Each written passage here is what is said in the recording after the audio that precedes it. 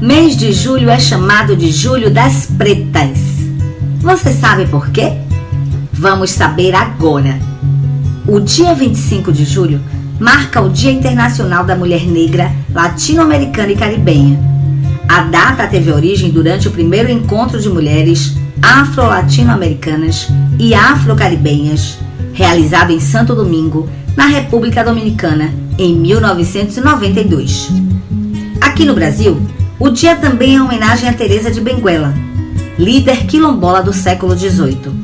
É uma data que nos possibilita também resgatar a história da mulher negra no Brasil, um histórico de luta e resistência, como no período colonial, em que mulheres enfrentaram o escravismo, dirigindo insurreições, fazendo parte da direção dos quilombos, como é o caso de Teresa de Benguela. E esse resgate é importante, pois a mulher negra chefia e garante o sustento familiar. Ao longo dos anos, a data vem se consolidando no calendário de luta do movimento negro e tem resgatado a luta e a resistência das mulheres negras, bem como cumprido o papel de denunciar as consequências da dupla opressão que sofre com o racismo e o machismo. A gente começou a entender que o problema de um é o problema de todas. Quando a gente olha para os quadros executivos das grandes empresas brasileiras, menos de 1% é composto por executivas negras. Quando olhamos para a TV, para as revistas, para os livros didáticos, não somos representadas. A mulher negra sofre opressão de gênero e opressão étnico-racial. Ou seja, a gente precisa perceber e entender essa estrutura para lutar cada vez mais pela garantia dos nossos direitos. É preciso ter mulheres negras em todos os postos e em todos os níveis hierárquicos e em lugares de tomadas de decisão. Não apenas uma, mas várias mulheres negras nessas posições. Mas de onde vem a relação no dia 25 entre a mulher negra latino-americana e Teresa de Benguela? Teresa de Benguela, mulher negra, líder quilombola do século XVIII, uma vanguardista para a sua época. Nascida em Benguela, atualmente território de Angola, Teresa foi escravizada e trazida ao Brasil no século XVIII e viveu no Vale do Guaporé do Mato Grosso, onde conheceu seu grande amor. Vanguardista para a época, Teresa se torna líder do quilombo do Quariterê após a morte do seu amado. O quilombo resistiu da década de 1730 ao final do século. Teresa foi morta após ser capturada por soldados em 1770. Sua história é símbolo de força de toda mulher negra. Por isso, em 2014, coube à primeira presidente mulher da história do Brasil, Dilma Rousseff, sancionar uma lei que colocava o 25 de julho como Dia Nacional de Teresa de Benguela, Dia da Mulher Negra. É preciso lembrar e contar nossa história, porque a memória e a verdade são revolucionárias. Teresa mostrou o caminho. É possível construir um território livre. Façamos como ela todos os dias. Mulheres, lutem unidas pelos seus direitos.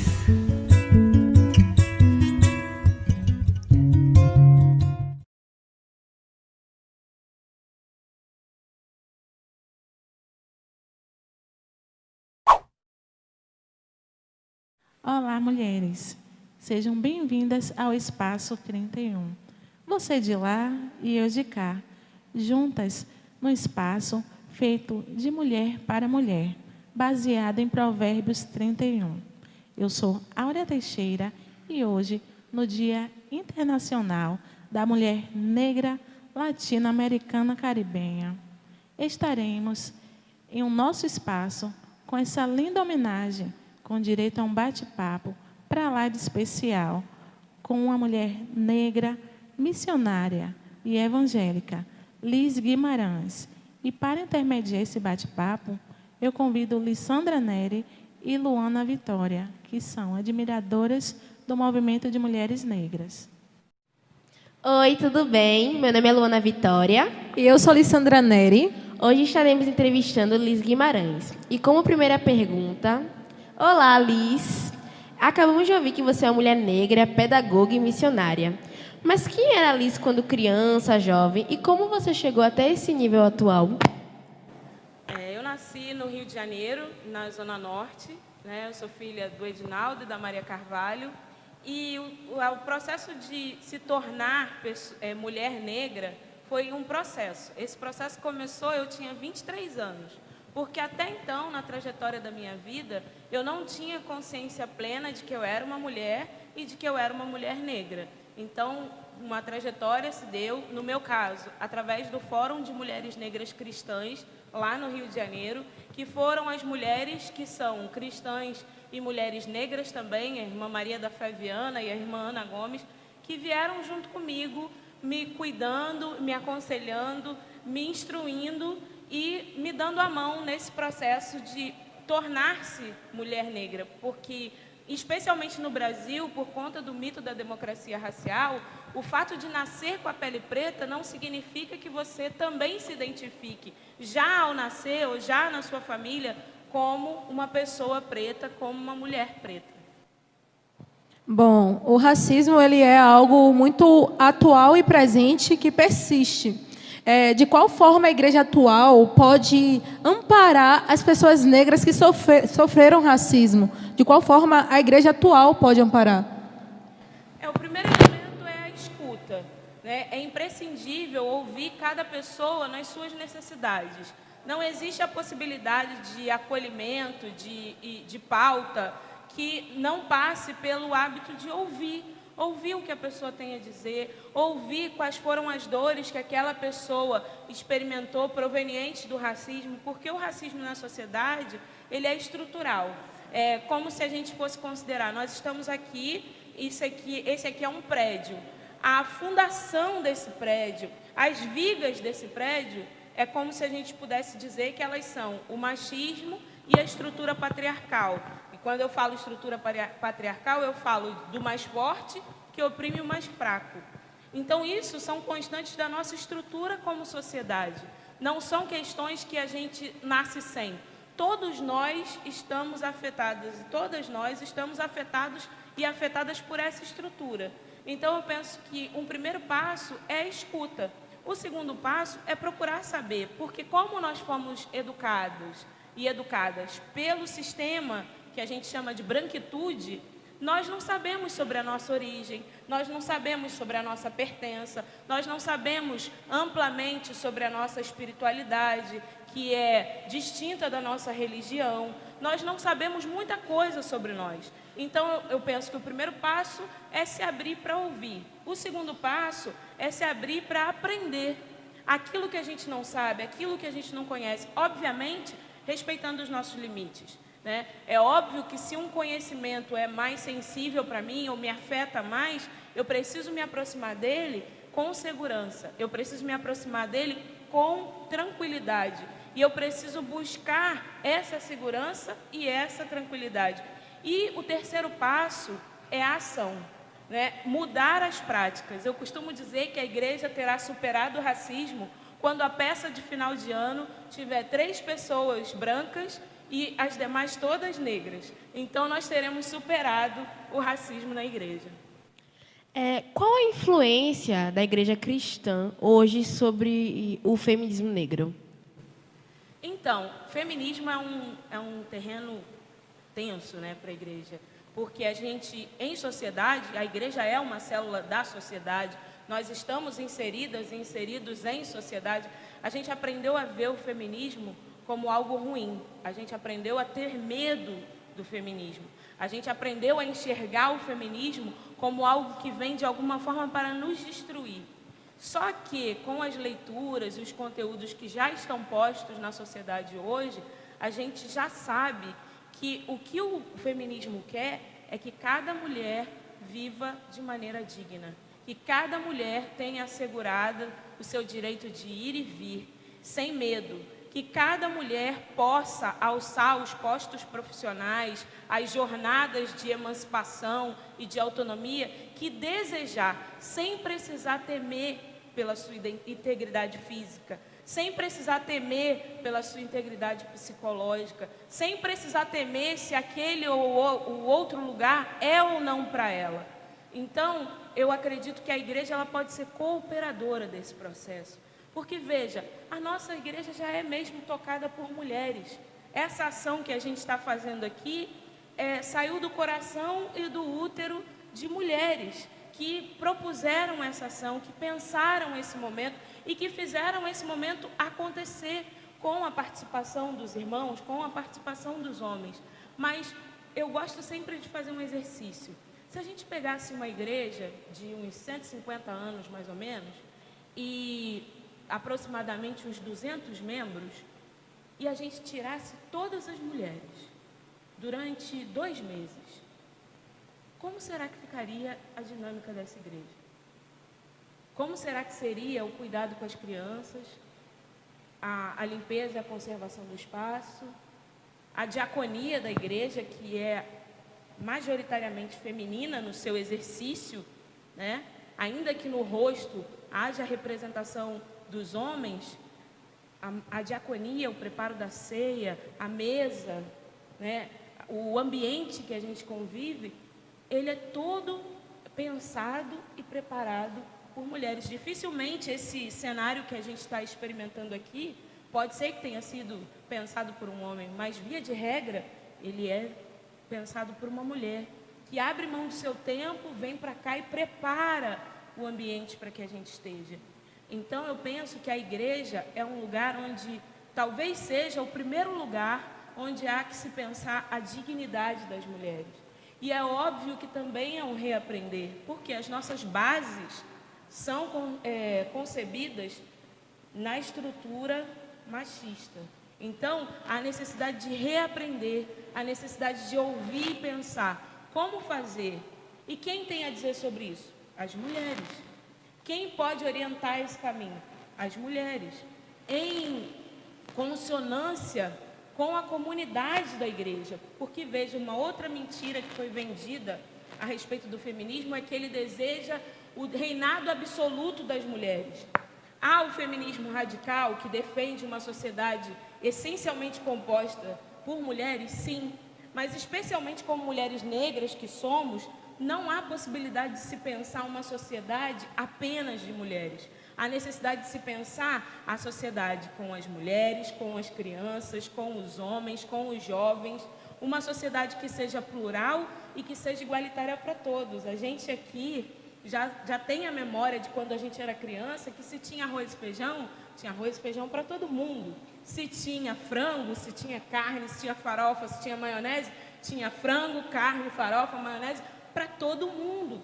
Isso é o perfil, a impressão, né, a marca da sociedade quando ela é pensada, quando ela é gerida por mulheres. Ela nunca é individualista, ela nunca é. Se ela for pensada por mulheres pretas, especialmente, ela vai ser sempre coletiva, ela vai ser sempre farta, vai ter sempre comida para o triplo de pessoas, né? Se era para 70, você tem comida para 210, né? E aí ela vai ser sempre coletiva, ela vai ser sempre casa cheia, ela vai ser sempre o perfume da boa comida, porque é isso que se deseja, né? E a igreja pode ser, já é, na verdade, eu acho que falta nomear, porque muito que a gente observa na igreja, essas coisas que eu falei aqui já acontecem, mas eu acho importante nomear, acho importante que as mulheres tenham esse lugar do cuidado, tenham o lugar, né, da gestão da igreja, né?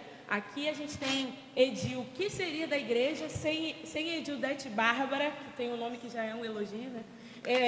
Edildete Bárbara, porque ela é mesmo uma pessoa incrível. Então, o que seria da igreja, o que seria do trabalho do pastor, se não fosse uma mulher? Então, eu acho que é importante nomear. É importante que também quem está no cuidado tenha o lugar da palavra, possa dizer da sua experiência de fé, possa dizer da sua caminhada no Evangelho, possa dizer da sua história. Quantas vezes a gente vive em determinadas igrejas que a gente não conhece a história das mulheres pretas?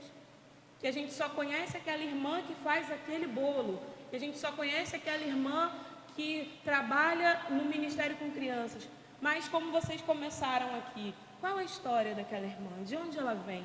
Como é que ela chegou até aqui? Que conjunto de superações ela vivenciou para ser a mulher que ela é hoje? Nós sabemos que, como mulher preta, ela certamente enfrentou uma série de desafios. E o que de pedagógico, o que esses desafios têm para nos ensinar? Então, por isso é importante que as mulheres estejam também no lugar da fala, que elas estejam também no lugar do testemunho, que elas estejam também no lugar do ensino público, não apenas o ensino setorizado, mas o ensino que é para todas as pessoas, porque certamente nós vamos sair ganhando com isso. Bom, acho que a próxima pergunta ela vai também entrando um pouco com a sua resposta atual, né? Um pouco sobre história. A gente sabe que o Brasil ele foi colonizado por Portugal e o racismo entrou no Brasil com a ajuda da igreja predominante da época, né? E a gente é perseguido por isso até hoje. A sociedade atual considera a mulher negra como a última da hierarquia, se a gente parar para pensar assim. E entrando um pouquinho com a sua resposta, trazendo também para a igreja, mas para a sociedade em si, de qual forma a mulher negra pode ter a seu posicionamento, a sua voz ouvida? De qual forma a gente pode ser ouvida como mulheres negras? Então, são várias instâncias, né? A primeira instância é a instância institucional da Igreja Brasileira. A Igreja Brasileira precisa buscar ressignificar a sua prática. A Igreja Brasileira precisa pensar num espaço que não seja ocupado pelas mesmas figuras sempre.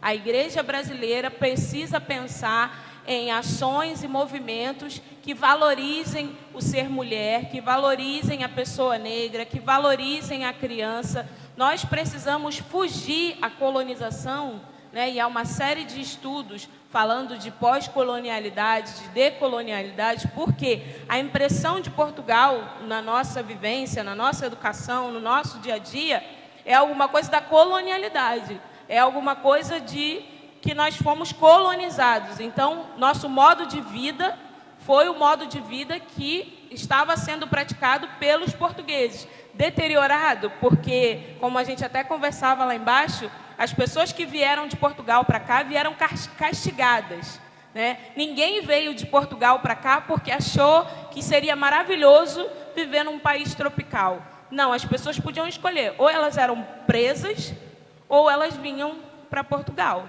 Ou elas vinham para o Brasil, né? Ajudar a colonizar essa terra. Então, eu penso que a primeira coisa é esse passo da instituição. A instituição precisa se pensar mais plural. A instituição precisa se pensar levando em consideração outras vozes, e outras vozes não apenas na execução, mas outras vozes na elaboração. Outras vozes assim, que vão pensar, por exemplo, o caminho do ensino. No caminho do ensino, há a possibilidade da gente considerar também a história das pessoas pretas? Né? A gente precisa só fazer referência ao colonizador?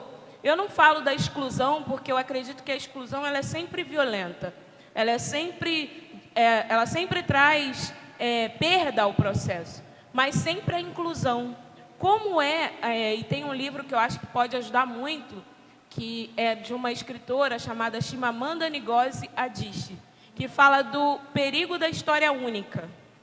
Esse é o título do livro, O Perigo da História Única. A gente aqui está vivendo essa dinâmica hoje. Você tem uma perspectiva, os meninos estão ajudando a gente, tem uma perspectiva, o pastor tem outra perspectiva, Ana tem outra. Então, por que quando a gente vai contar a história, a gente precisa ouvir só uma perspectiva? Por que a gente não pode ouvir as outras perspectivas?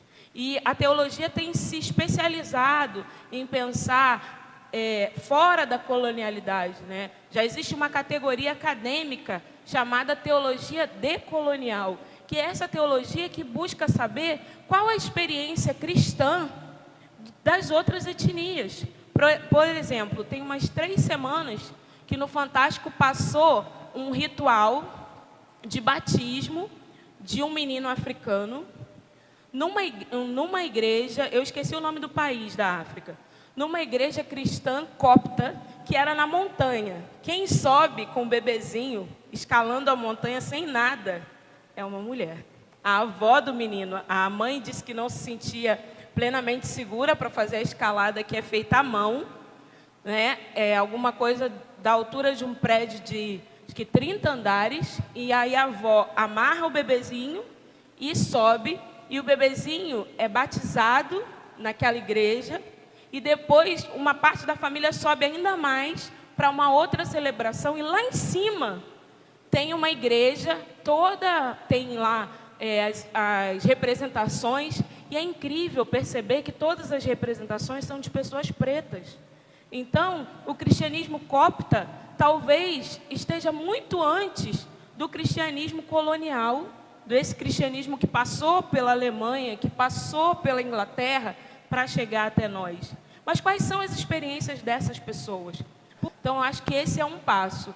O outro passo, eu vejo que é de fortalecimento mútuo, né? Durante algumas movimentações de manifestação na igreja, na sociedade, ficaram muito comuns frases como uma sobe e puxa a outra, ninguém solta a mão de ninguém, e a gente tem dificuldade por conta de várias questões do feminino que ensinam para a gente a disputa, que ensinam para a gente o desfavor, que ensinam para a gente a depreciação.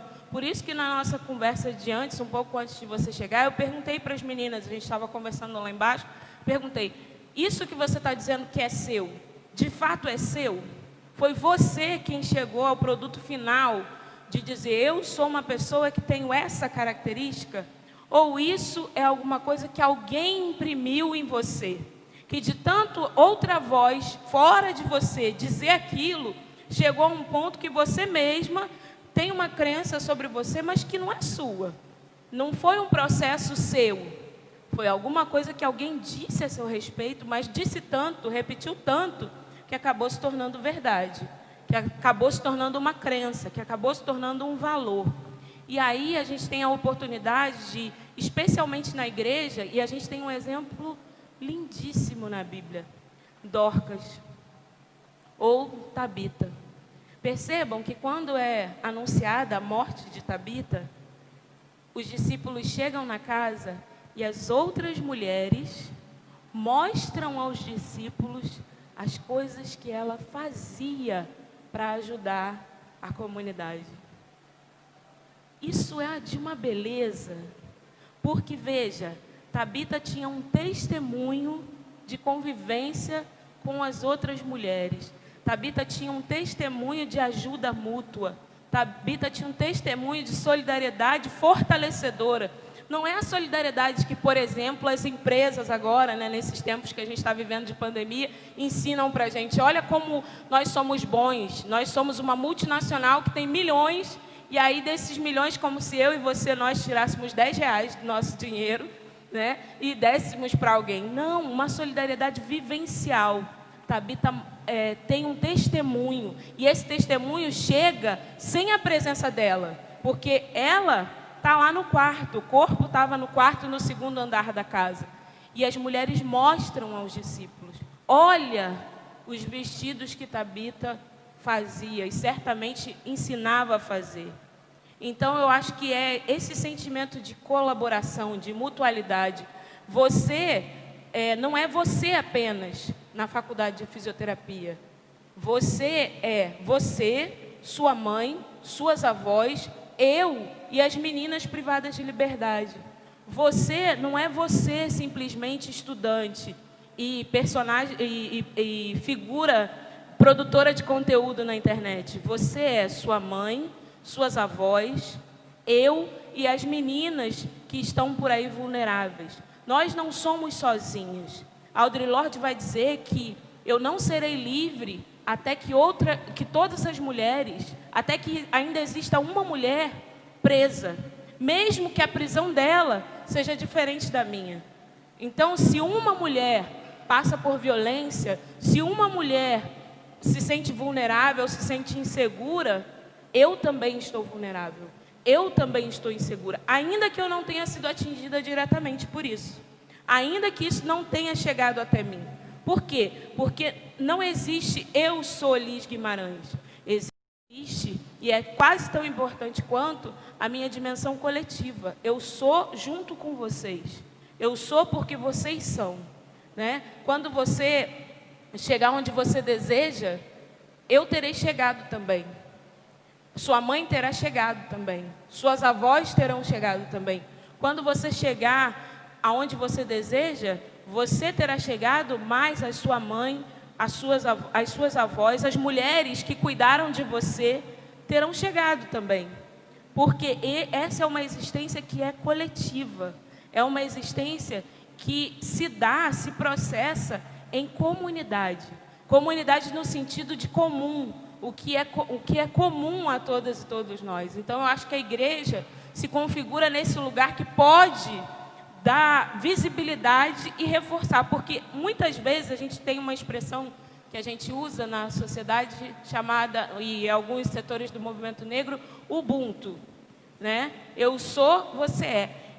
Quando eu aprendi essa expressão, e já foi tarde, assim, na minha trajetória, eu me dei conta que eu via o Ubuntu entre a minha mãe e as amigas dela que apoiaram ela no momento talvez mais difícil da trajetória dela, né, quando eu era pequena e ela tinha pouquíssimo recurso financeiro, né? E eu era uma bebezinha de 21 dias e minha mãe ficou numa situação assim que ela não tinha o que fazer, parecia aquela música que a gente canta, né? O que fazer e nem para onde ir. E foram as mulheres que estenderam a mão para minha mãe. E isso já acontece na igreja. Todos nós que estamos aqui dentro desse templo fomos cuidados por uma outra mulher que não era nossa mãe. E que cuidava da gente como se fosse nossa mãe.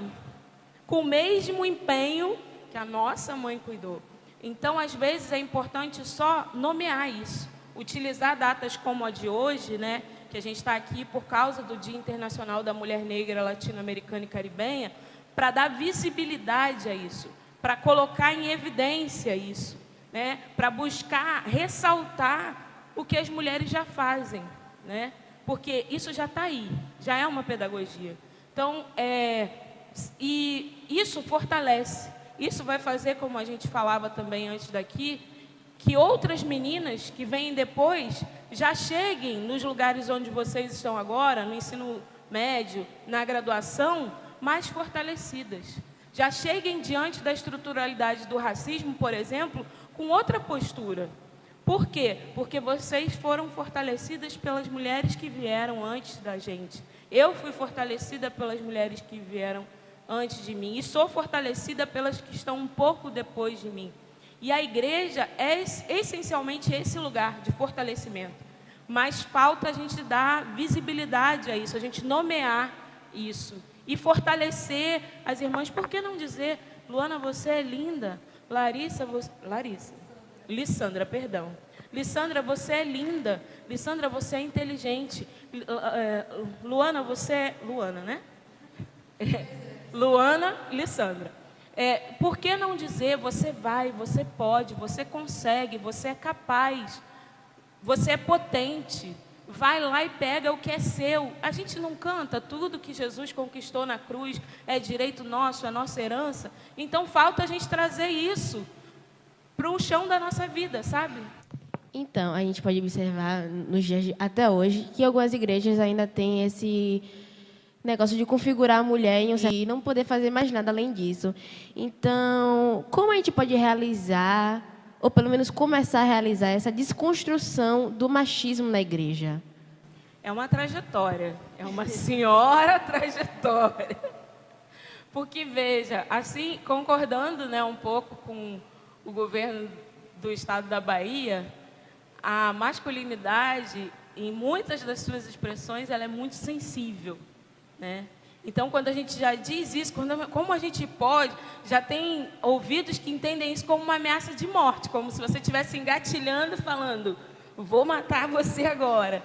Então, eu penso que, de novo, o lugar do ensino, o lugar da presença diversa, no sentido de que as crianças possam ver vários rostos, as crianças possam ter acesso a várias histórias contadas por várias pessoas e o refazer dessa ação, porque o machismo ele é um negócio tão perverso que ele faz mal, inclusive para os homens.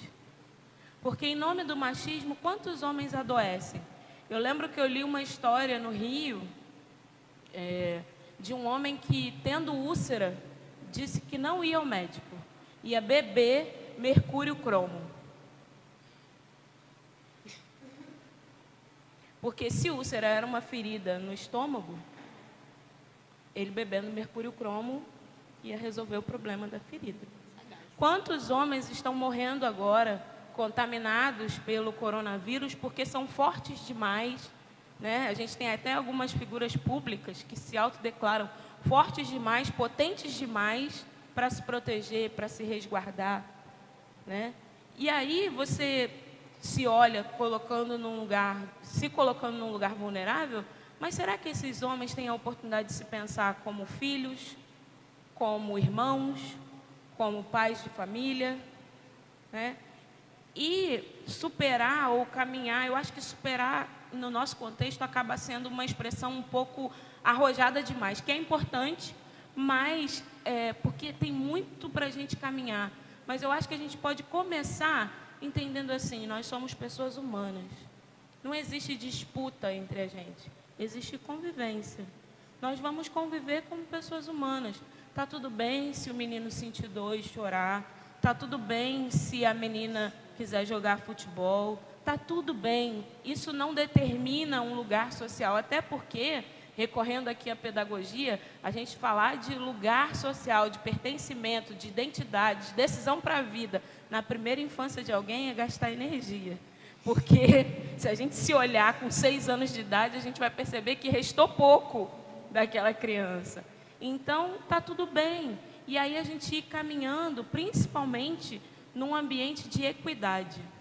Num ambiente em que a gente não eleve ninguém a mais do que essa pessoa pode ir, né? Porque às vezes a gente, em nome até da justiça, a gente quer que a pessoa vá. Não, cada pessoa tem o seu limite, cada pessoa tem a sua maneira de lidar. Não importa se essa pessoa é um menino ou é uma menina, não importa se essa pessoa é um homem ou uma mulher. Todos nós, como pessoas humanas, óvulo, espermatozoide, feitos à imagem e semelhança do nosso Deus.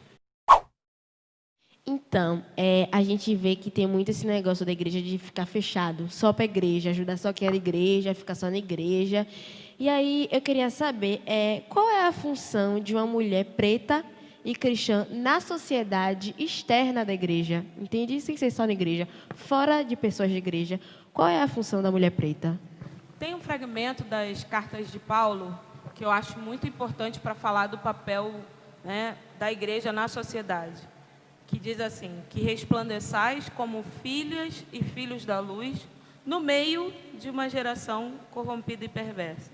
A verdadeira expressão da igreja e, portanto, a verdadeira expressão das mulheres pretas de igreja é na sociedade, é na sua atuação do cotidiano, é no seu dia a dia, como os pastores sempre ensinaram para a gente, é ser sal fora do saleiro. Então, você sendo a melhor estudante que você pode ser, você está dando a expressão da igreja no lugar que ela precisa ser dada. Você sendo a melhor fisioterapeuta que você pode ser, você está dando a expressão da igreja. A irmã que atua como cozinheira, a outra irmã que atua como cuidadora, a outra irmã que é advogada, a outra irmã que é zootecnista. Quando a gente é o melhor que a gente... Veja, como eu já falei hoje também, não é o melhor que alguém aponta para a gente. É o melhor que a gente pode ser. Porque cada um de nós sabe, cada uma de nós sabe da sua própria trajetória. Sabe o que é possível e o que não é possível. Sabe o que deseja e também sabe o que não quer para si. Então, é importante que a gente pense sempre em estabelecer o melhor que a gente pode ser. E isso é um testemunho para a sociedade. Porque as pessoas vão olhar para a sua vida, que você tem orgulho, porque essa trajetória ela é construída por você a cada passo, a cada dia, e vão dizer, poxa, olha, fulana é cristã, fulana é evangélica. Olha que maravilhoso. Não é a sua atuação, como muitas pessoas gostam, né, de colocar, como se você está vivendo a sua vida e, de repente, você é cristão. De repente, você é evangélico. Não, é a sua vida que dá testemunho do evangelho. Sabe? Sendo aquilo que você pode da melhor maneira, né? Buscando excelência, não buscando a perfeição, porque a perfeição para nós não existe, mas buscando ser excelente, sabe? Buscando fazer o melhor que você pode fazer. E isso é Jesus, sabe? Isso é a expressão de Jesus, porque Jesus dava o que ele tinha de melhor para as pessoas. Então, acho que esse é um caminho que é possível de ser feito. Bom, é importante falar e ressaltar para as pessoas que estão assistindo a gente que Deus não faz acepção de pessoa.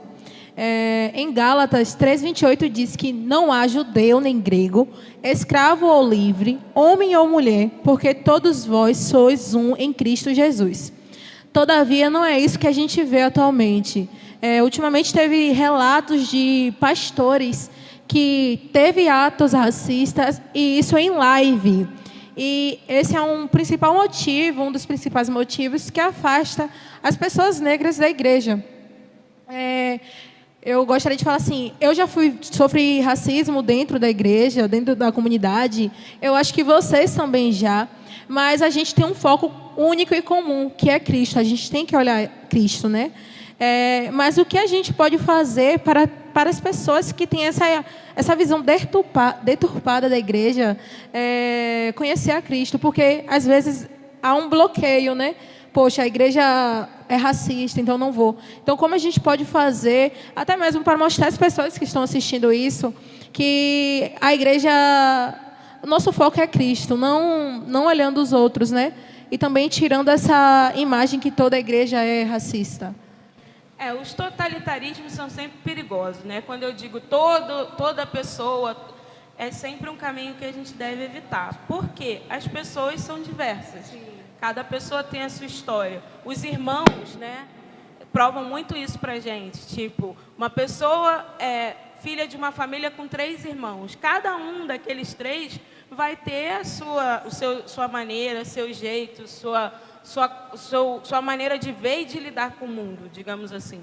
Então, de fato, a igreja brasileira foi estruturada, assim como toda a sociedade, numa base machista e racista. Isso é um fato.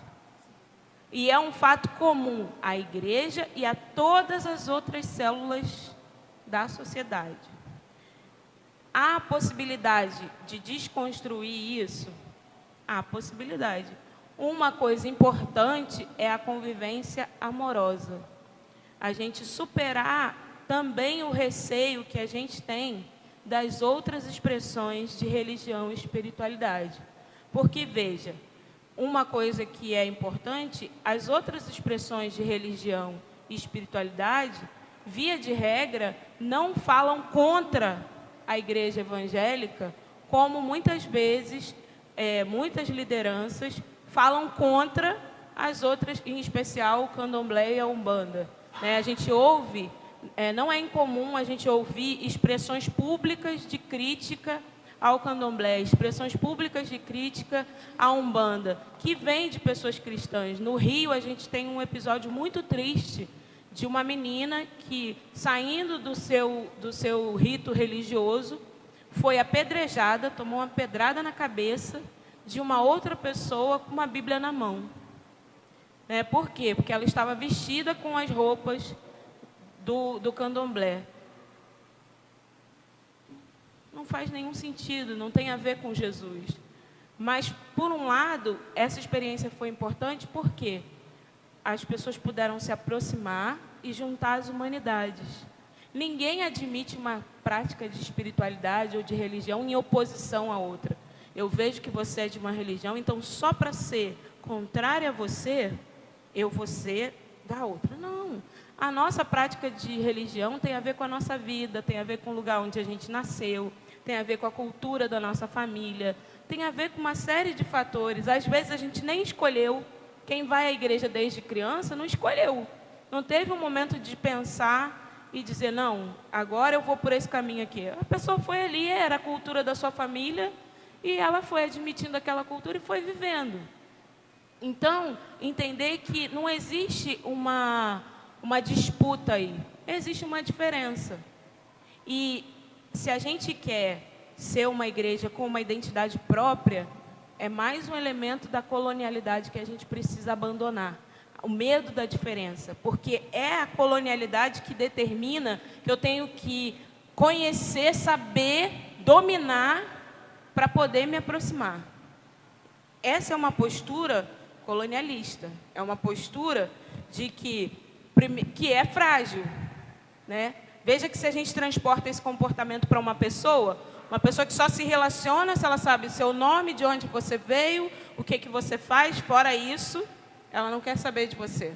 Os filmes de comportamento que abordam a juventude norte-americana ou a adolescência norte-americana tem sempre um conflito assim, de alguém que vai contra ou que maltrata ou que despreza uma pessoa nova. Isso é um elemento da colonialidade, ruim, um elemento ruim. Então, se a gente se livra disso, fulano é só diferente, e eu posso conviver. É óbvio que vão ter coisas que eu vou, de novo, precisar me aproximar com calma, com segurança.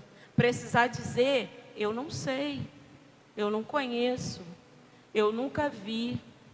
Eu aprendi que isso é alguma coisa ruim, porque também há, no discurso dessa igreja estruturada no racismo, a demonização das outras práticas de espiritualidade. E veja, isso é tão incomum, tão estranho, que essa figura que a gente aprende a enxergar como demônio, nem existe na outra prática de espiritualidade. A dinâmica é outra. O demônio existe para nós, mas para as pessoas de candomblé e umbanda, essa figura simplesmente não existe. O conceito deles é outro. Então, eu posso simplesmente perceber a diferença, perceber quem eu sou diante dessa diferença, e percebendo quem eu sou, me aproximar e ir convivendo, sabe? De novo, voltando para Jesus. Na beira do poço, mulher samaritana. Eu sempre acho legal pensar que Jesus podia levantar o dedinho assim e fazer subir um copo de água para ele do poço. Mas ele foi lá e disse assim, me dá um copo d'água? Que necessidade Jesus tinha de começar essa conversa? Se a gente for parar para pensar no Jesus glorioso. Mas ele começou a conversa. E da conversa ele teve a oportunidade de dizer, de fato, esse que está contigo agora, também não trata você com a dignidade que você merece. Esse já é o quinto que não te trata com a dignidade que você merece como mulher, né? E aí, desse encontro, dessa conversa, surge a expansão do Evangelho. Surge o anúncio do Evangelho de Jesus para outro povo, para outras pessoas. Veja que a diferença, ela traz uma ampliação.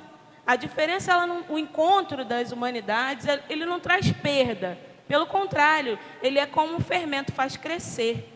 Né? Então, eu acho que isso é alguma coisa importante para a gente aprender a se perceber como somos, aprender a perceber nossa base, onde nós fomos estruturados, como nós fomos ensinadas e ensinados a ver determinadas coisas, e estabelecer daí uma postura de caminhada, de aprendizado, de convivência, de dizer, olha, eu ainda não estou pronta para isso. A gente brinca no Twitter, né? Fala, eu não tenho roupa para essa ocasião, que é quando a gente não se sente preparado para viver determinadas coisas, a gente não se sente preparada para viver determinadas coisas, e está tudo certo, faz parte da dinâmica da vida, a gente não estar preparado para tudo, ou preparada para tudo, e a gente pode ir caminhando, se aproximando e percebendo, né, que existe eu e existe o outro, Existem coisas que são boas para mim, existem coisas que são boas para o outro.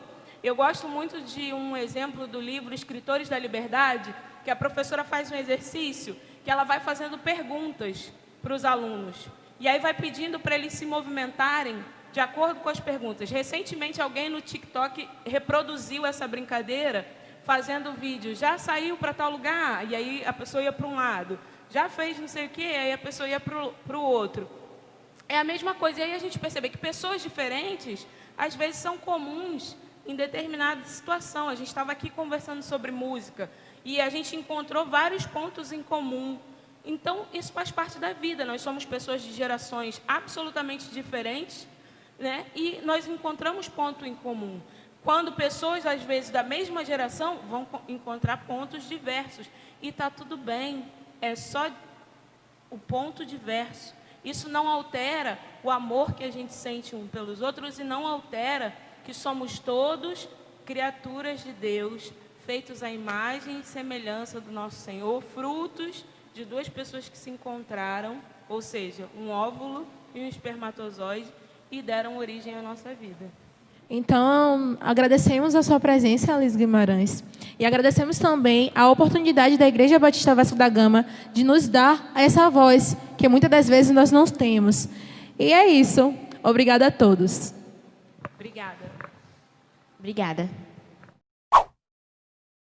Encerramos esse momento expressando nossa gratidão a Deus, a você que nos acompanhou até aqui, às nossas colaboradoras, a missionária Liz, a Lisandra Neve, a Luana Vitória, a toda a equipe envolvida com esse evento, a partir da sua concepção até a sua execução, a todo mundo envolvido, a nossa eterna gratidão.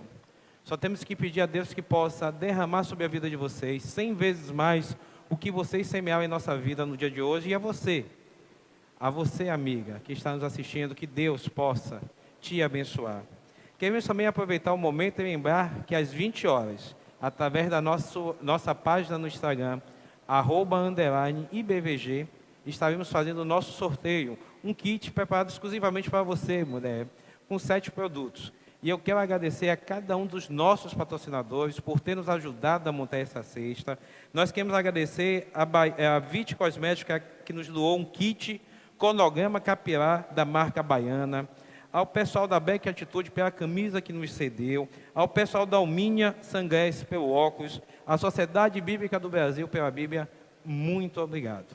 Muito obrigado de coração mesmo pelo investimento nesse evento que foi produzido com todo carinho para você, mulher negra, latino-americana e caribenha. Espero que você tenha sido abençoada com esse momento. Como evangélico, existe um pensamento que me traz um pensar dia a dia. Pensamento esse do Nelson Mandela, que diz: ninguém nasce odiando outra pessoa pela cor de sua pele, por sua imagem ou origem ou por sua religião. Para odiar as pessoas, precisamos aprender. E se podemos aprender a odiar, elas também podem ser ensinadas a amar.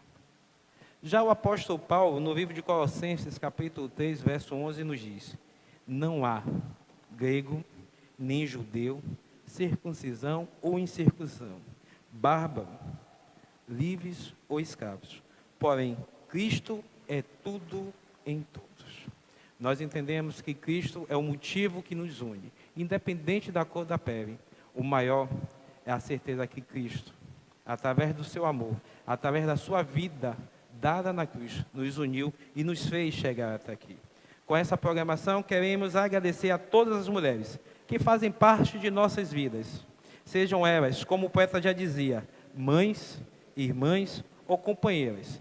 Que o Eterno continue derramando graça, paz, alegria, esperança, fé e amor. Não somente hoje, no Dia Internacional da Mulher Negra, Latino-Americana e Caribenha, mas para todo o sempre.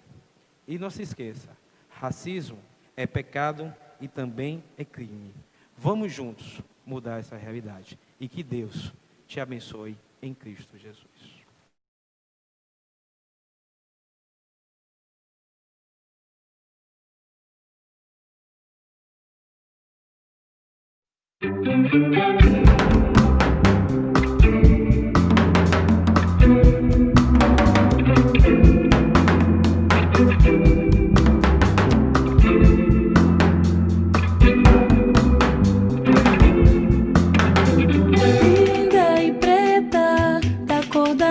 noite da Bahia preta, o dia te anuncia linda e preta.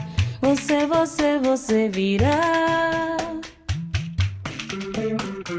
Linda e preta, eclipse da rua.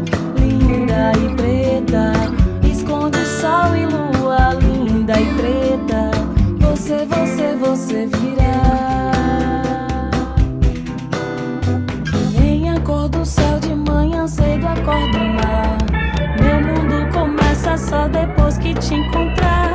Seu cabelo black dá um break em meu olhar. Canta essa canção só pra dizer que você